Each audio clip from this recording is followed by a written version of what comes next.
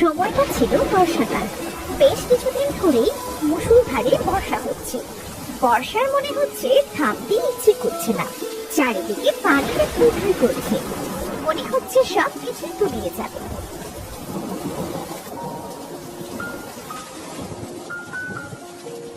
ওগো শুনছো, এবছর তো মনে হচ্ছে বর্ষা আর থামবেই না। বর্ষা না থামলে তো আমরা না খেয়ে মারা যাবো। ঘরে তো কোনো খাবার মতো কিচ্ছুটি নেই। হ্যাঁ গো গিন্নি, সেটা তো বুঝতে পারছি। খাবার থাকবে কোথা থেকে? আজ কটা দিন ধরে বর্ষার জন্য কাজে যেতে পারিনি। কি যে করব বুঝতে পারছি না। হ্যাঁ গো, এই বর্ষায় তো কোথাও কাজও পাওয়া যাবে না। আবার কাজ না পেলেও আমাদের যে না খেয়ে থাকতে হবে। যত জ্বালা আমাদের মতো গরিব মানুষের। না পারি ভালোভাবে বাঁচতে, আর না পারি মরতে। গিন্নি, এত চিন্তা করো না। দেখো, সৃষ্টিকর্তা ঠিকই একটা রাস্তা বের করে দেবে। তুমি যাও, গিয়ে দুপুরের জন্য রান্না বসাও। রান্না? কি রান্না বসাবো শুনি? ঘরে তো মুঠো চাল আর এক মুঠো ডাল ছাড়া যে আর কিচ্ছু নেই। আর ওটুকু চালে আমাদের তো একজনেরই পেট ভরবে না। যেটুকু আছে ওটুকুই রান্না করো, দুজনে ভাগাভাগি করে খাবো। দেখি কাল না হয় কাজের খোঁজে বের হব, কেমন? ঠিক আছে, তাহলে আমি রান্নাটা বসাই, তুমি বিশ্রাম নাও। এরপর রেনু রান্না করতে চলে গেল। রামু বাইরে তাকালো, কেমন বর্ষা হচ্ছে তাই দেখতে। বাইরে উঠোনের এক কোণে তার চোখ পড়লো একটা বেগুন গাছে অনেকগুলো বেগুন ধরেছে। গিন্নি, ও গিন্নি, আমাদের বেগুন গাছে যে অনেকগুলো বেগুন ধরেছে। তাই নাকি গো? তুমি সত্যি বলছো? হ্যাঁ গো গিন্নি, হ্যাঁ সত্যি বলছি। ওই দেখো কি সুন্দর বেগুন ঝুলছে। ওমা, তাই তো দেখছি। তাহলে তুমি সাদাটা নিয়ে গিয়ে কয়েকটা বেগুন তুলে নিয়ে এসো। খিচুড়ির সাথে বেগুন ভাজি খেতে খুব মজা লাগে। হ্যাঁ গিন্নি, কথাটা তুমি ঠিক বলেছো। আমি এক্ষুনি যাচ্ছি। তুমি খিচুড়ি রান্না করতে থাকো, আমি যাব আর আসবো।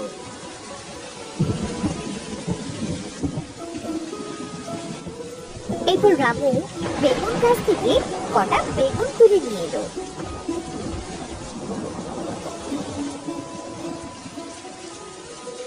এই নাও গিন্নি, বেগুনগুলো ভাজো। একটু ভাত আর একটু বেগুন ভাজি খেলে কোনো মতে আজকের দিনটা পার হয়ে যাবে।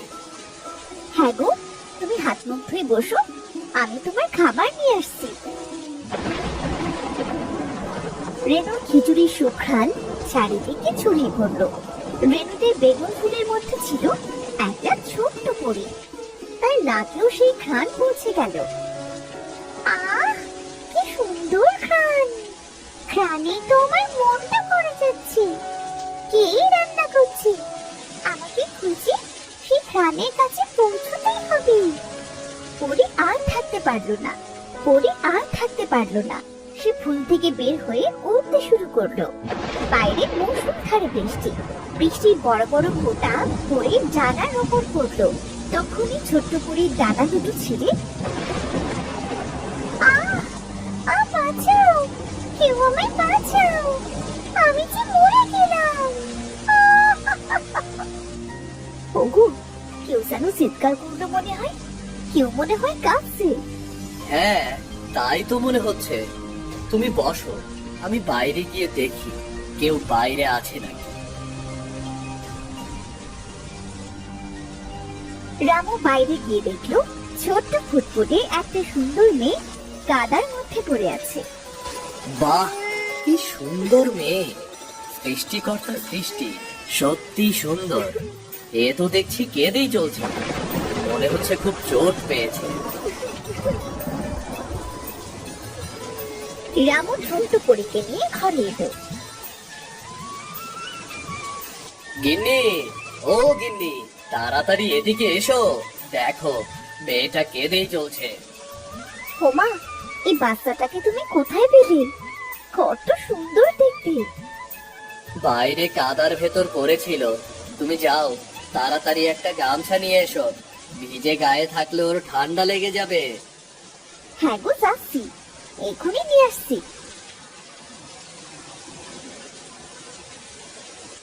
তা তোমার নাম কি?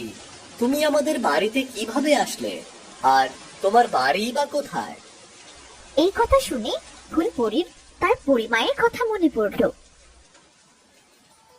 ফুলপরি, তুমি তো এখন অনেক ছোট, তোমার ডানাগুলো মাত্র গজিয়েছে, তোমাকে এখন সাবধানে থাকতে হবে। পরিমা, আমি পৃথিবীতে যেতে চাই, পুরো পৃথিবীটা ঘুরে দেখতে চাই। না ফুলপরি, তুমি আরেকটু বড় হও, তোমার ডানাটা একটু শক্ত হোক, আর তারপর তোমার যেখানে ইচ্ছে যেও। না পরিমা, আমি আজই যাব, আমার পৃথিবীতে যেতে খুব ইচ্ছে করছে, কিন্তু তোমার ডানায় যদি সামান্য আঘাত পাও তাহলে তোমার ডানা ছিঁড়ে যাবে, আর ডানা ছেঁড়ার সঙ্গে সঙ্গে তুমি পরি থেকে মানুষে পরিণত হবে। না না পরিমা, আমার কিচ্ছু হবে না, আমি সাবধানে থাকবো। এইটা মনে রাখবে, যতদিন না তোমার নতুন ডানা গজাবে তুমি ততদিন তোমার আসল রূপে ফিরতে পারবে না, তোমাকে মানুষ হয়ে থাকতে হবে। আচ্ছা ঠিক আছে, আমি সব সময় মনে রাখবো। এখন আমি গেলাম পরিমা। ঠিক আছে, সাবধানে থেকো, নিজের খেয়াল রেখো। কি হলো, তুমি কোথায় হারিয়ে গেলে? আমি তো তোমাকে কিছু জিজ্ঞেস করেছি। রামুর কথাগুলো শুনে ফুলপুরি বাস্তবে ফিরে এলো এবং জোরে জোরে কাঁদতে শুরু করলো। আমি কিচ্ছু জানি না, আমার কিচ্ছু মনে নেই। দেখছো তুমি এটা কাঁদছে, আর তুমি কিনা একসাথে এত প্রশ্ন করছো, ও তো ভয় পেয়ে যাবে। আমি তো শুধু জানতে চেয়েছিলাম ও কোথা থেকে এসেছে আর ওর বাবা মা কোথায়। আচ্ছা থাক, পরে সবকিছু জানা যাবে। আগে তুমি কান্না বন্ধ করো, তবে তোমার নামটা তো বলো। আমার নাম ফুলি, আমার না খুব খিদে পেয়েছে, আমায় একটু খাবার দেবে?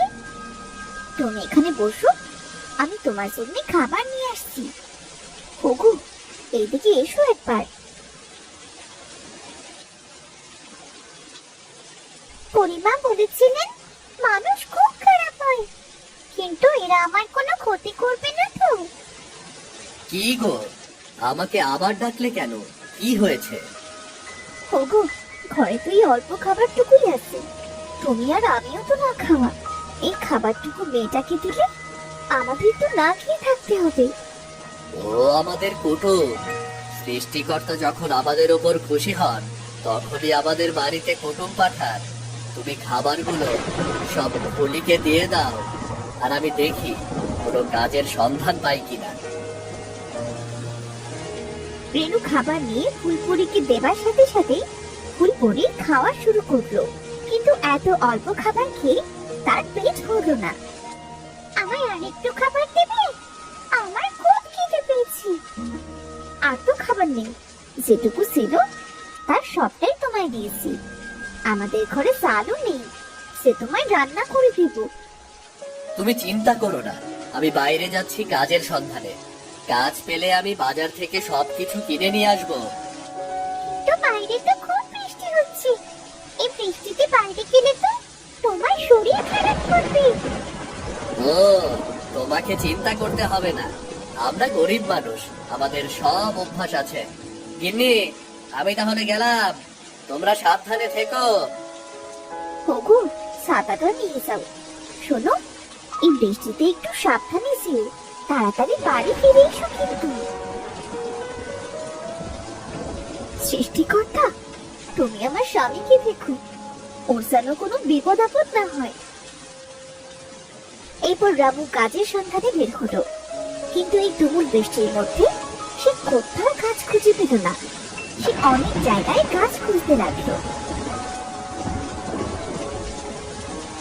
না, আর কত খুঁজবো, বৃষ্টির মধ্যে আর তো চলতে পারছি না। ওই দূরে তো মনে হচ্ছে কেউ অনেক জিনিসপত্র নিয়ে দাঁড়িয়ে আছে, একবার গিয়ে দেখে আসি তো। যদি কাউকে পেতাম মালগুলো উঠিয়ে নিতাম। আপনি এই বৃষ্টির মধ্যে দাঁড়িয়ে আছেন কেন? আমি যতীন রে রামু, মালগুলো ঘরে তোলার জন্য লোক খুঁজছি, তবে কাউকে পাচ্ছি না। তা তুই এই বৃষ্টির মধ্যে কোথায় যাচ্ছিস? ও যতীনদা, আমি যাচ্ছি কাজের খোঁজে। ঘরে চাল ডাল কিচ্ছু নেই দাদা, আপনার এই মালগুলো কি আমি তুলে দেব? হ্যাঁ দে তাহলে, সাবধানে তুলবি কিন্তু, অনেক দামি জিনিসপত্র আছে ওখানে।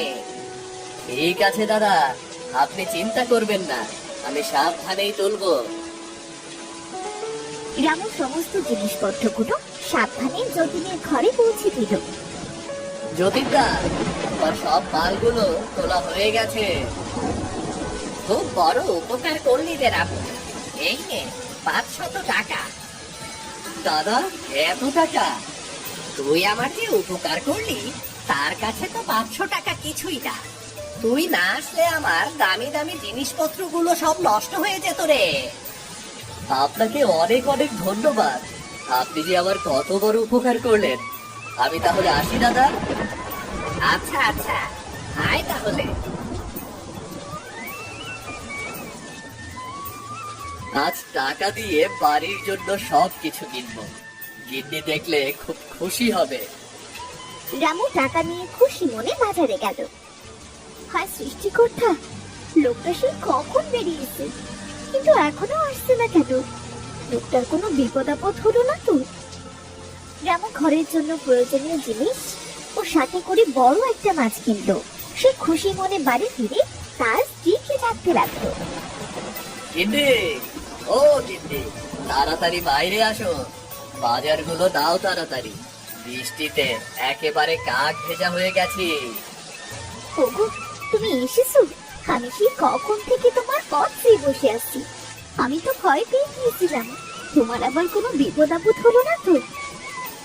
আরে না, কাজ করতে করতে দেরি হয়ে গেছে, আর বাজারে গিয়েও একটু দেরি হয়েছে। দাও, বাজারগুলো ধরো। ও মা গো, তুমি এত বাজার এনেছো, আবার মাছও এনেছো দেখছি। তা এত টাকা কোথায় পেলে শুনি? কোনো কাজ পেয়েছো বুঝি? বৃষ্টির ভেতরে যতীনদার কিছু কাজ করে দিয়েছিলাম, তাই সে কিছু টাকা দিয়েছিল, তাই দিয়েই তো বাজার করে আনলাম। গিন্নি, তাড়াতাড়ি আগুন জ্বালাও, খুব শীত করছে। এরপর রেনু বাজারগুলো ঘরে রেখে তাড়াতাড়ি আগুন ধরালো। তুমি আগুনে হাত পা সেকতে লাগো, আমি মাছ তরকারি কেটে রান্না বসাই কি।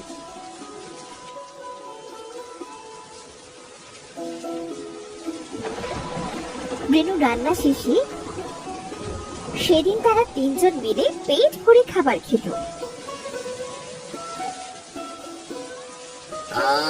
কতদিন পরে পেট ভরে চারটে খেতে পেলাম গো।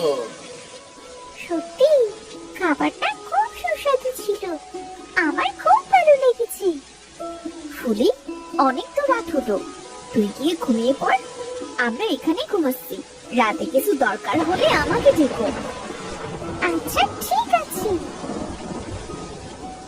পরিমা তো বলেছিল মানুষেরা খুব খারাপ হয়, কিন্তু এরা তো খুব ভালো।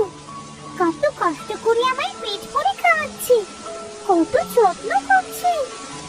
আমার জানা উঠলে আমার জাদু শক্তি ফিরে পাবো, আর এতে সব কষ্ট দুঃখ দূর করে দেব। এমন ভাবে বেশ কিছুদিন কেটে গেল। রামু ও তার স্ত্রী ফুলপরীকে খুব ভালোবাসতো। একদিন সকালে